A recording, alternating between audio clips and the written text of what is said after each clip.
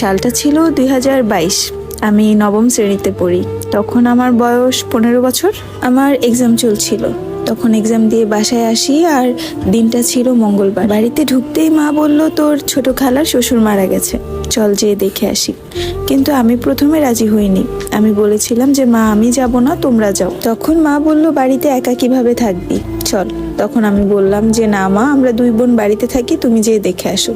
মা আবারও বলল, না চল, নানা বাড়িতে যাওয়া হয় না অনেকদিন ধরে, এই ফাঁকে একটু বেরিয়ে আসতে পারবি। এখানে বলে রাখি, নানা বাড়ির পাশেই আমার খালাদের বাড়ি। বড় খালা, মেজো খালা, ছোট খালা এরা আশেপাশেই বাড়ি।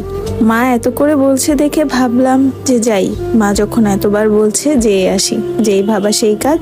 আমাদের বাড়ি বরিশাল, আর নানার বাড়ি হচ্ছে পিরোজপুরে। তারপর দুপুর 2টা বাজে রওনা দিলাম সবাই মিলে। তারপর আমার খালাতো ভাই আসে আমাদেরকে এগিয়ে নিয়ে যেতে, মেজো খালার ছেলে।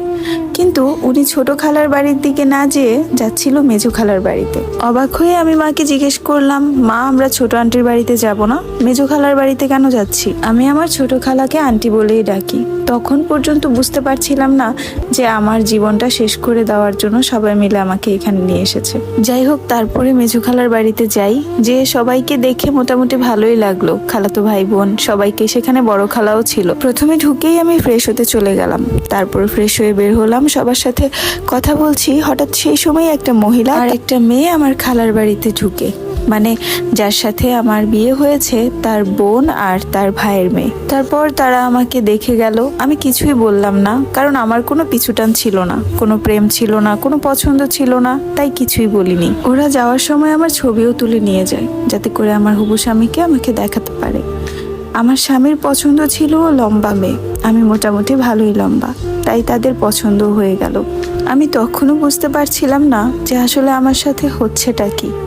তারপরে আমার বাবা মা আমাকে নিয়ে চলে যায় ছোট খালার বাসায়। সেখান থেকে আবার রাত 12টা বাজে নিয়ে যায় বড় খালার বাসায়। তারপর দিন সকালবেলা আমাকে নিয়ে আবারও মেজো খালার বাসায় যায়। সেখানে নাকি আমার হবু শ্বশুর আমাকে দেখতে আসবে। মোট কথা, শ্বশুর বাড়ির সবাই যায় আমাকে সেদিন দেখতে। তার 3 বোন, তার ভাবি, এমনকি সেও যায় আমাকে দেখতে সেই দিন। আমাকে দেখে তারা আংটি পরিয়ে আসে। আমার স্বামীরা ছিল 4 ভাই 3 বোন। তার ভাইরা সবাই বিদেশে থাকে, আমার স্বামীও ইতালি থাকে। আমার গায়ের রং ছিল শ্যামলা। তারপর তারা সবাই আমাদের বাড়িতে যায়, মানে আমার বাবার বাড়িতে যায়। দেখে এসে পরে শুক্রবারে আমাদের কাবিন বিয়ে হয়। আমার বিয়ের 2 দিন পর আমার শ্বশুর আমাকে একটা ফোন দিয়ে যায়। আমার শ্বশুর ফোন দিয়ে গেলেও আমার স্বামী কখনোই আমার সাথে ফোন দিয়ে কথা বলতো না। আমাদের বিয়েটা হয়েছিল আমার খালার বাড়িতে। আমার কোনো প্রয়োজনে যদি আমি তাকে ফোন দিতাম, সে ফোন ধরতো না। আমি ভেবেছিলাম হয়তোবা নতুন নতুন, তাই এমনিতেই আমার সাথে কথা বলে না। আর আমি বা তখন কি বুঝি বলেন? আমাকে সবাই বলতো ফোন দিতে, আমি ফোন দিতাম, কিন্তু সে ধরতো না। যদিও মাঝে মধ্যে ধরতো, কেমন আছি, কি করছি, এতটুকুই, তারপরে রেখে দিত। এর বেশি কিছুই কখনো বলতো না।